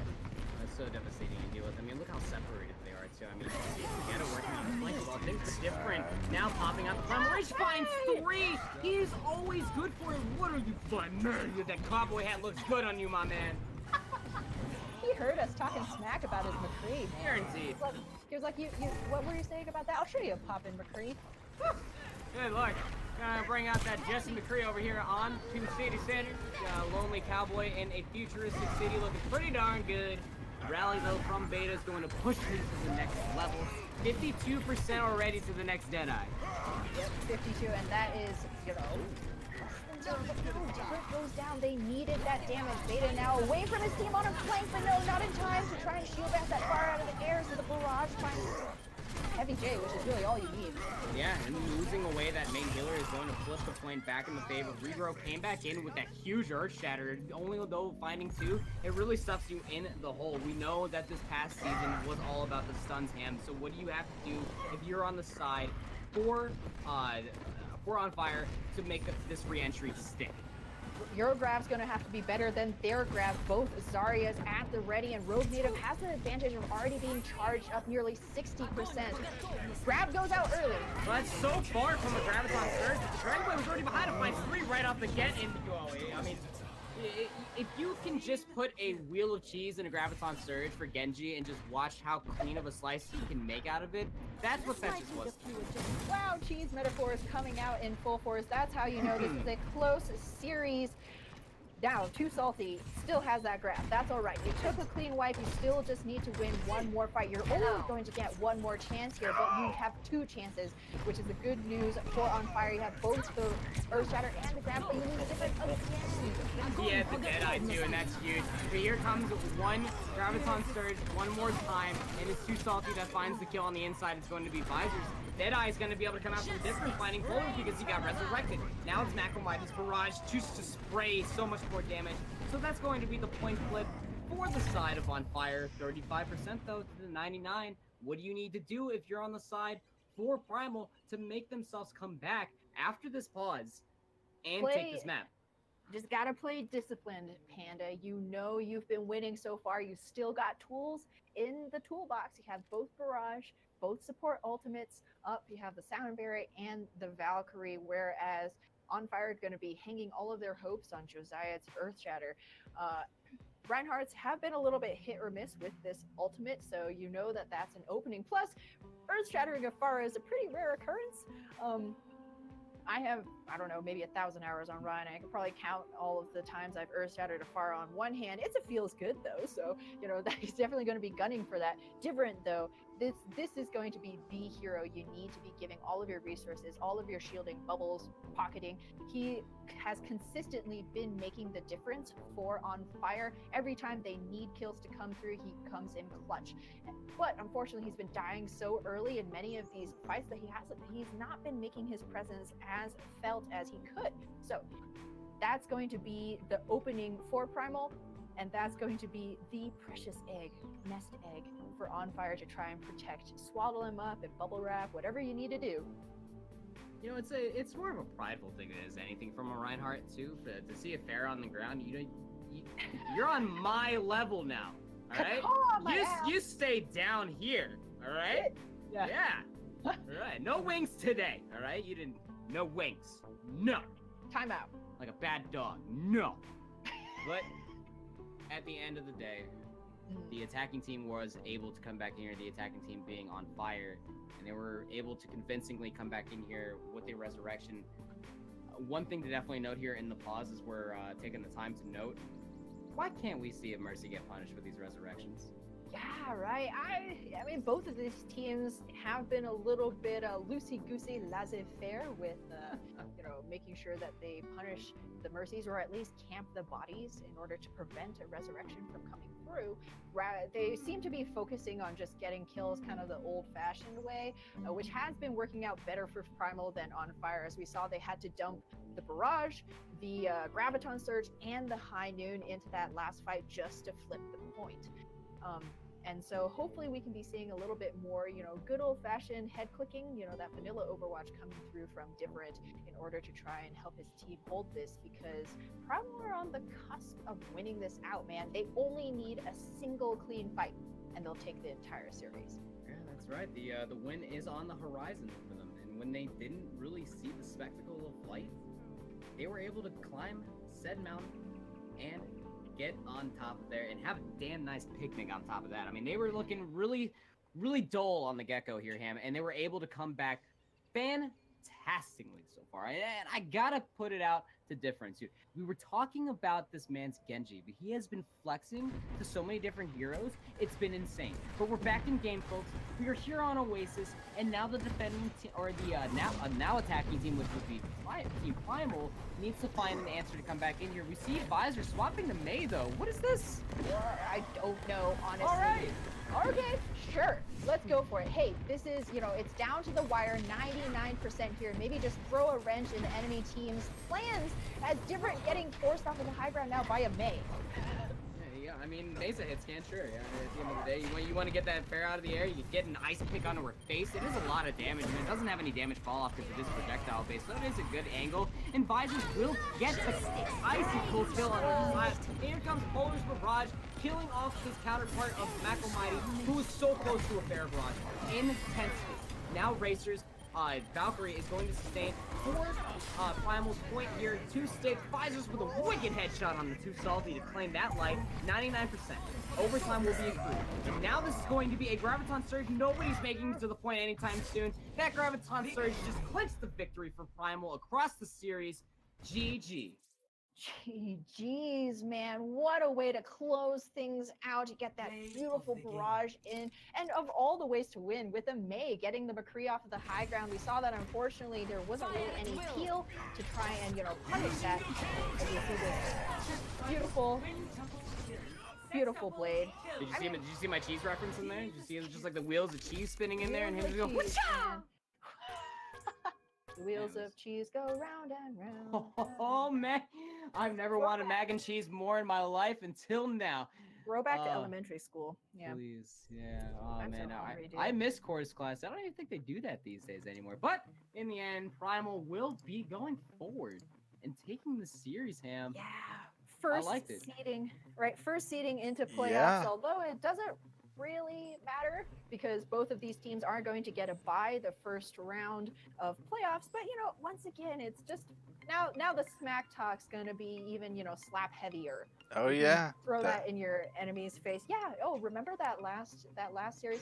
I wonder who won. Yeah. That absolutely is correct, guys. I mean, that went.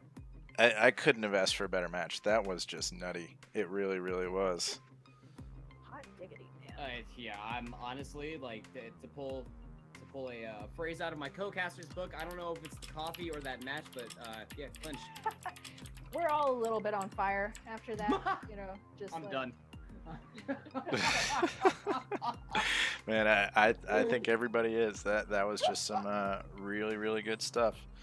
But yeah, so we pretty much have everything all locked, and we're gonna be looking to have these finals probably starting right around mid-July, and we're probably gonna do the opening 2 matches on one weekend, and then do the next 2 matches, which will be the final 4 on another weekend, and then the final match on its own lovely little day with all sorts of good production and stuff. And I can't wait to have a whole bunch of people be a part of it, so including you guys.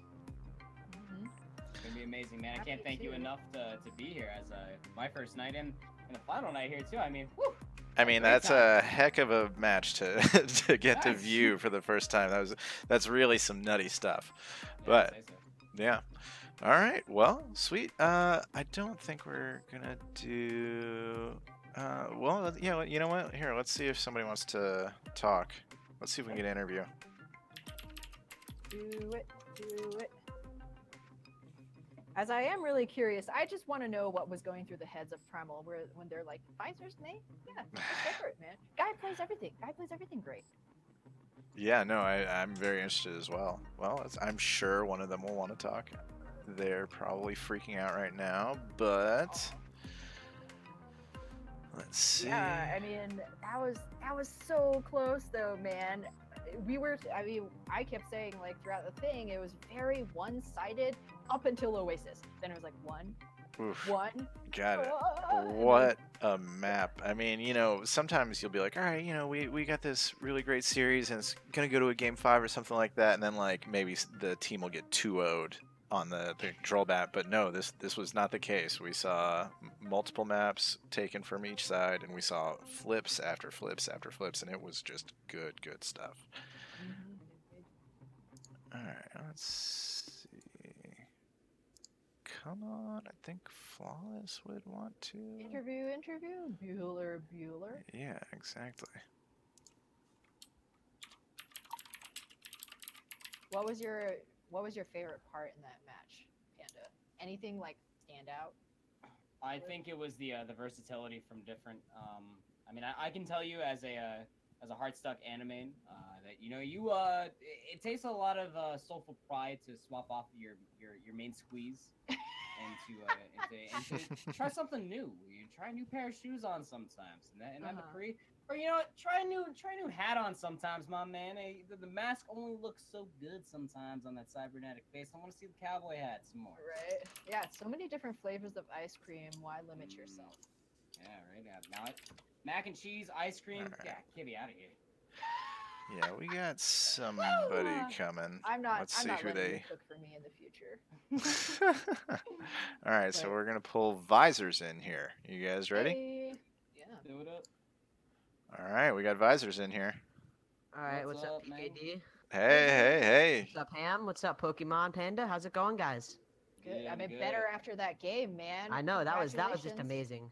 That was a seriously. That was down to the last minute. Yeah, that was a seriously amazing match. No Yeah. kidding. Yeah. There was no point where you could really see which team was truly gonna win. Maybe Yeah, on. it was so back and forth. And the thing, I mean, Panda and I were saying throughout the cast, the thing was, it was so back and forth, but in a really interesting way. It wasn't like each game was like 99-100. It was like dominant on Eichenwald, then dominant on Volskaya, dominant on, Route 66, swinging both ways. And so, and a lot of flexibility from both teams. Okay, first question though. May. Last point, you're like, we gotta win one fight, and you're like, yeah, sure, I'll play May. Was that your call or? Yeah, it was. I died right after I used my Dragon Blade, and I was like, I don't know who to go. I think I'll try May here, and they're like, they just agree with me because it's all or nothing in that situation. So we wanted to try something that would maybe catch them off guard, but also work well against the comp they were running, and I think May was a pretty good pick. Yeah, they say in that kind of sense that like you need heroes that'll win a team fight without an ultimate. You think May is one of them? I do. With her Maywall, what I did was I Maywalled the Reinhardt behind him so that our Reinhardt could charge him, and that was a free kill on the Rein right there. So I saw that. Such a yeah, good call. it's just things that you got to do without ultimates to win a fight, especially after like you use your ultimate with Genji. Speaking of ultimates, though, I want to bring you back to Volskaya Industries in particular because I made a ridiculous point, and everybody always makes fun of me for this point included. But you really put a smile on my face tonight, young man. And I got to tell you, brought out my man Jack Morrison on playing Volskaya Industries. Why? Well, we were thinking about Mac Almighty being a pretty good fair, obviously. So we wanted to make sure that we had the right set of heroes to take him down. And I figured Soldier on Volskaya first point is excellent for high ground control. And if you can control the high ground and not get it taken away from you, it's one of the most powerful things you can have. That, I mean, it turned out to play out exactly how you guys were planning it. I mean, I think like one of the things that did stand out for me, even though it was a very close series going all the way to 5 games, was that you guys always seemed to not only have a plan in terms of what heroes, what comps you were bringing, but like what ultimates you're using, and you executed really well. Like, just making, it's like, okay, we'll win if the soldier's on the high ground and nobody can pressure the soldier. And you just did it. Like, yeah. Very disciplined play and great ultimate cycling, especially on Oasis. I didn't have a question. I just wanted to say, I guess. We're just flaunting at this point. It's good stuff, my man. Yeah, although, yeah, no, that actually does remind me of a question, though. Who would you say is there any one shot caller on your team who's like, okay, we're going to grab first, then we're going to earth shatter, we'll win? Oh, who would you endorse more on your team?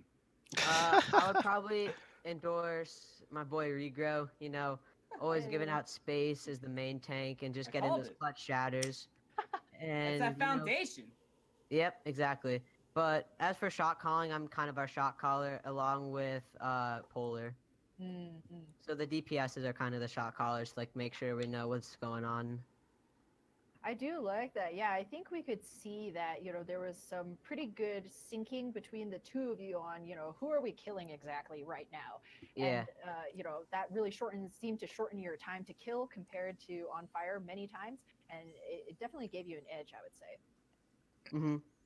Well, All right, I have to exactly. pee like the Dickens. Go I'll be right back. go pee, and we'll Okay. take this moment to say thanks to Visors and Yep. good win with Team Primal. Thank you. You guys. Also, shout out to my brother Eric. I know you're watching this right now once it's uploaded. So, what's up, Eric? Shout out to Sweater Squad. You guys are the real MVPs. That's What's basically up, all I Eric? gotta say.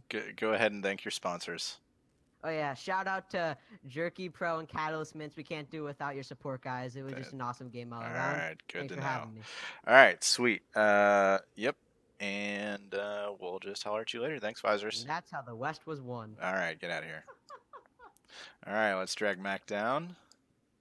All right, Mac, I hope you weren't in the middle of a sentence. No, I was just looking at, memes, dank memes on Facebook. Don't mind me. Dank memes, gotta love it. That's a good night right there. Yeah, Man, that's that good. was, we gotta say, that was a crazy, amazing match right I there. would say so.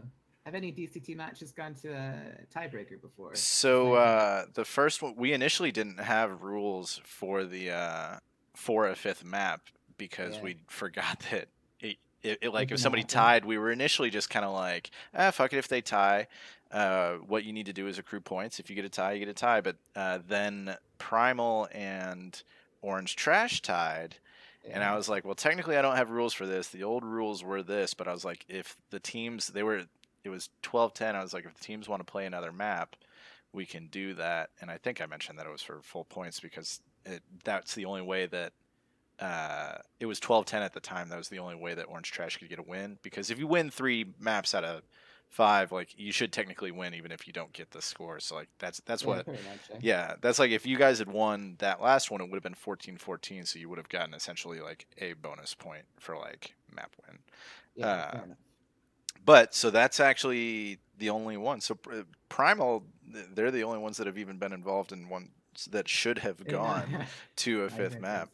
Yeah, no, and I think I actually think when the Orange Trash was going, I think they got in their heads a little bit more. I would have loved to have seen that one. They still, Yeah. Orange Trash still wants a tiebreaker map, but it's alright. Well, it wouldn't matter anymore. No easy backsies. Yeah. Hey, Gone dude. now, but it's alright. All right, yeah, and we got Ham back. Yeah, back. I mean, congratulations still on a very close series. Everybody Oh, played boy, really yeah. well. Yeah, That was insane, my dude. Close.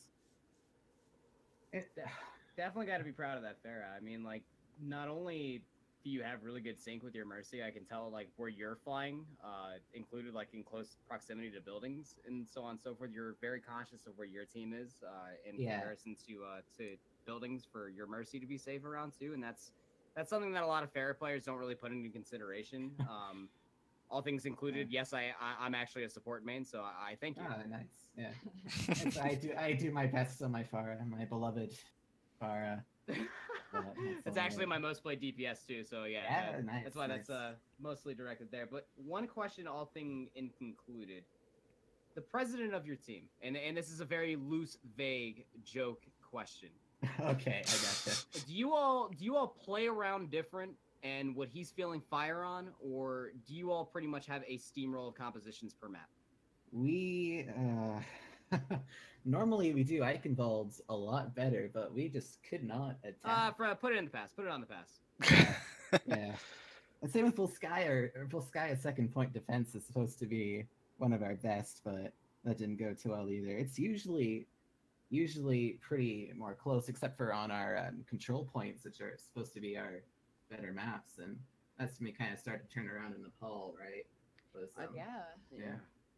But- That was a poppin' game, man. Like that Yeah. Nepal Sanctum round in Yeah. particular. Like who's I feel like I've probably asked this before, but is there any single shot caller on your team? Because I can just Oh. imagine shots are going insane. Everyone's like, So- no, winnable, Reese is down all done. during the match on Eichenwald, we were having our Zenyatta player be the shot caller, which would make logical sense because discording targets, right? Right. But our Genji player afterwards said, "Why is our Zen doing shot calling when I'm the one in the front line diving the supports?" So as soon as you swapped on to him being the shot caller, we were able to get the support stat, and that helped. Basically start to turn the tide, right? It was a very close match. Yeah. I see. Yeah, Okay. shit. So a constant struggle for power because I've got the overhead view. Genji's having supports, and then Zenyatta knows who he wants to dive. So. Well, It's- and you're it's a also the raging first to fire. know where the damage is going too. This is also and we true. and we talked about that as well, Ham. That about like the Junkrat Genji composition and why it was so strong is because Mac Almighty was able to. I mean, whether it was calculated trash or not, it was still damage that was followed up on by the Genji, and it's such finesse that I pointed on cast that it's just. It's not easy to pull out, and I know it's not exactly something you can probably pull out in your ranked games, but it's still something to really take note of because that's also what always made Farah Tracer so strong. You know, you do have the overtop view. You called the direct rocket, and then blink, there's Tracer, there's the kill, and then now we're up. Yeah, it's good. Even just any regular kind of quick damage dealing DPS I can roll with. It's a little harder with the McCree because he wants to do his own thing. I want to do my own thing, but with Tracer and Genji, it's definitely not. Yeah. Well, I mean, it's, for like a wrap-up question, we heard that there was, some pretty spicy smack talk going back and forth across the aisle. What do you have any like secret, or what are you going to be bringing against, Primal the next time you guys meet? You have anything extra juicy? No leaks, I promise. Nobody is ever going to watch this. No leaks. Everybody's going to watch it. Everybody's so, going to watch it. So. I was going to say, the winning team had their representative talk. No one's still watching the stream, right? We've got people leaving, but we've got players who are going to be active again on the 4th. So we're probably going to be switching up our lineup. I've always been a little hazardous on the triple support, but I think we're gonna start to roll that way. Oh my goodness! What like legit like 3-3 or like Brigida 3-3? That fake 3-3.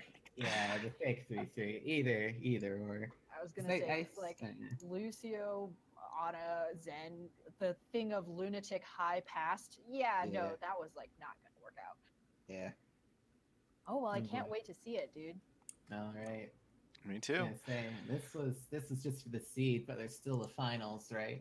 Oh yeah, of course. I mean, you guys are both both teams get a bye week, essentially. And I mean, you got to play somebody who's gunning for you. But to me, I don't think there's any actual difference between the 1 and 2 seed here outside of trash talk, which of course we encourage to an extent. I was gonna say we're gonna be taking it for a while then. Well, it'll. It's still a ridiculously close match. That's we both have respects for each other, but definitely the best match yet for sure. Yes. But can't wait to see more. And thank you for the interview. And hey, we'll be around. Holler at me if you need me. Yeah. All right. Later, Mac. Okay. Good night. All right, guys. Well, that was just a really excellent time. I couldn't have appreciated that more. That was a great match. That's what you want every match to be. All the way down to the wire. Yeah. Thanks for having us. Of course. My pleasure. If you guys have anything to plug, go ahead and do it now. I know that there still be people watching for sure. I mean, everybody can follow me at PKM and Panda, Twitch, Twitter, everything else in between. It's the same exact thing. Call me Panda, but it's PKM and Pokemon Panda, like Pokemon trainer. Ah, okay. Well, I just had Panda for the visual here, but I'm glad you said that. Good. That's perfect. Yeah, old Hammy, unfortunately doesn't have the capability to stream just yet, but you can always drop me a follow on Twitter at ham__tornado. So that's 2 underscores because some lame ass. I'm just kidding.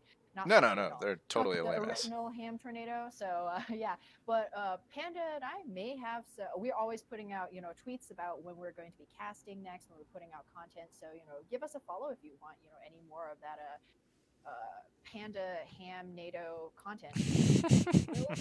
Yeah, we will actually be starting up a pretty long series. No leaks, but it's going to be a good one. So, be sure to stay tuned. Oh, I can't wait. All right. Well, guys, thank you so much. And to all of our lovely fans, good luck, have fun, and throw down.